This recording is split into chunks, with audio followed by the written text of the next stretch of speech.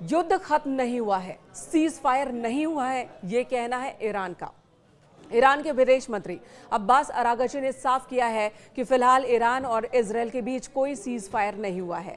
राष्ट्रपति Donald Trump ने आज तड़के सुबह 3:30 बजे के आसपास एक ऐलान किया था कि ईरान और इजरायल के बीच युद्ध खत्म हो गया, सीज फायर हो गया और जो युद्ध सालों चल सकता था उस युद्ध पर पूर्ण विराम लग गया है। इस बात की जानकारी उन्होंने अपने सोशल मीडिया साइट ट्रुथ पर दी थी, लेकिन ईरान की ओर से इसे खारिज कर दिया गया।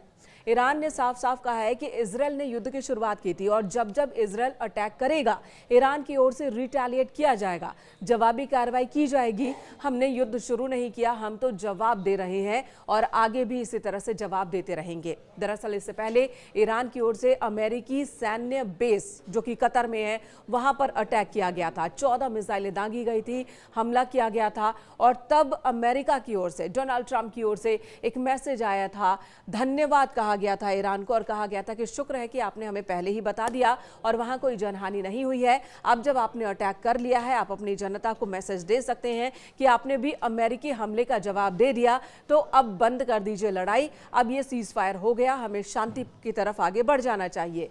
लेकिन ईरान ने क्लियर कर दिया है कि कोई शांति नहीं, जब तक इजरायल अटैक करता रहेगा तब तक कोई शांति नहीं रहेगी, ये कहना है ईरान का। आपको बता दें, अमेरिका ने ईरान में 3 अलग अलग जगहों पर परमाणु ठिकानों पर अटैक किया था और उनके परमाणु ठिकानों को नुकसान पहुंचाया था। डोनाल्ड ट्रंप तो दावा कर रहे हैं कि पूरी तरह से नष्ट कर दिया, लेकिन ईरान का कहना है कि हमें बहुत ज्यादा नुकसान हुआ नहीं है। हमारा जो परमाणु कार्यक्रम है कुछ साल के लिए पीछे जरूर हो गया है, लेकिन ये खत्म नहीं हुआ, बंद नहीं हुआ है।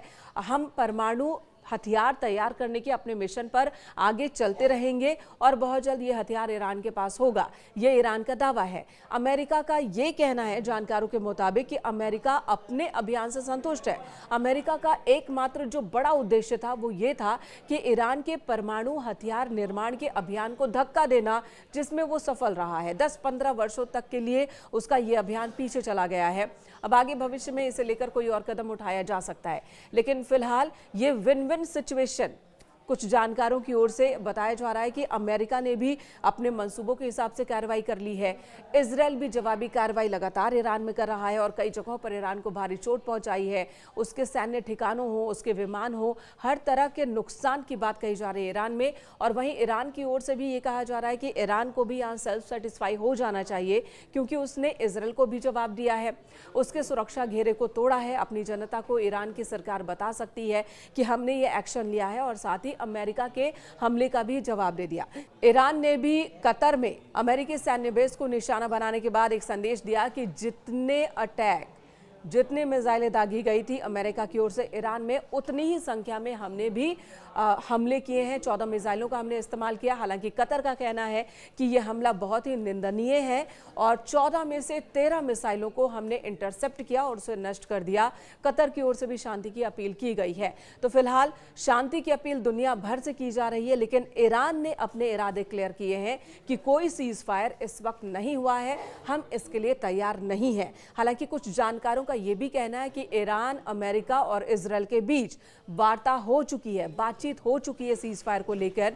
लेकिन जिस तरह से डोनाल्ड ट्रंप ने यह बता दिया कि ईरान ने कतर में हमला करने से पहले कतर को जानकारी दे दी थी, यानी कि यह सिर्फ दिखावे का हमला था, तो इस बात को लेकर ईरान कि जो सुप्रीम लीडर है वो नाराज है, जिसकी वजह से ही अभी उनकी तरफ से कहा जा रहा है कि कोई सीज फायर नहीं हुआ है। वहीं तेहरान की सड़कों पर, ईरान की राजधानी तेहरान की सड़कों पर लोगों ने जश्न मनाया जब ईरान की ओर से अमेरिकी सैन्य बेस को निशाना बनाया गया और वहां पर एक खुशी की लहर दिख रही है।